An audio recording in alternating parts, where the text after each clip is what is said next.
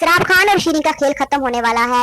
रबिया को शीरीं पर शक हो गया है कि शीरीं मशकूक है, उसकी हरकत कुछ ठीक नहीं है। जैसे वो सरबलंद से बात करती है वो मानने से इनकार कर देता है, लेकिन रबिया जो है अब पूरी नजर रखेगी शीरीं पर और उसके आने जाने पर कि वो क्या करती है, किस किस से मिलती है। तो वो बहुत जल्द सरबलंद के सामने सच्चाई ले आएगी कि शीरीं सराब खान के साथ मिली हुई है और शीरीं का सराब खान के साथ कोई चक्कर है, जिसकी वजह से सरबुलंद जो है वो रबिया पर बहुत ज्यादा एतबार कर रहा है, क्योंकि रबिया जो है वो बिल्कुल सही मशवरे दे रही है और वो बहुत ज्यादा बीजान की सेहत के लिए फिक्रमंद भी है और सरबुलंद जो है वो रबिया पर बहुत ज्यादा एतबार भी कर रहा है।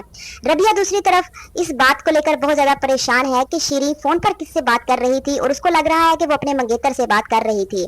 बहुत जल्द इस हकीकत के ऊपर से पर्दा हट जाएगा कि शीरीं जो है वो किससे बात कर रही थी और उसने माजी में क्या क्या किया है।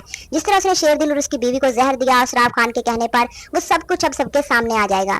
दूसरी तरफ सराब खान अजीब बातें कर रहा है और वो सरबलंद से कहता है कि मैंने तुम्हें अपनी बहन का कत्ल माफ कर दिया, लेकिन तुम इतने एहसान फरामोश हो, मुझे बातें सुना रहे हो। जिस पर सरबलंद कहेगा कि मैं उस रात जो कुछ भी हुआ हवेली में उसकी तहकीक करवाऊंगा और वो अपने गार्ड्स को यही ऑर्डर देगा कि जो कुछ उस रात हुआ है आप लोगों उसकी तहकीक करो और मेरे सामने सच्चाई लेकर आओ।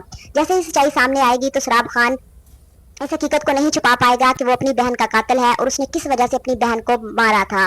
दूसरी तरफ शीरीं जो है वो जब पकड़ी जाएगी तो वो सरबलंद से डर के मारे सारा कुछ उगल देगी कि किस तरह सराब खान ने उसकी मोहब्बत को इस्तेमाल करके उससे मुख्तलिफ काम करवाए हैं। तो शीरीं जो है वो सराब खान को फंसाने में बड़ा अहम किरदार अदा करेगी। दूसरी तरफ सराब खान सरबलंद से कहता है कि मैंने तुम्हें अपनी बहन का कत्ल माफ कर दिया, जिस पर सरबलंद कहेगा कि मैं तहकीक करवा रहा हूँ, उस रात हवेली में जो भी हुआ वो सबके सामने आ जाएगा। जैसे ही वो तहकीक करवाएगा सारे वाकयात खुलकर सामने आ जाएंगे और सराब खान बच नहीं पाएगा।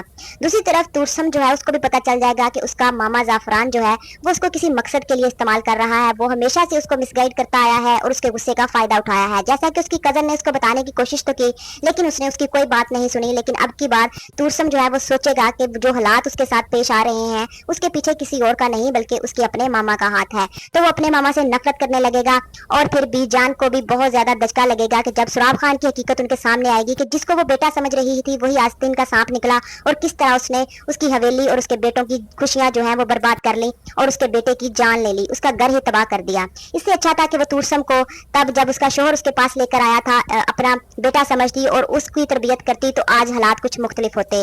लेकिन बीजान को इस बात का हमेशा से दुख रहेगा कि उसने तुरसम को अपने घर से निकाल कर बहुत बड़ी गलती की है और जिस सांप को उसने घर में रखा हुआ था वो उसके घर की सारी खुशियां निगल चुका है।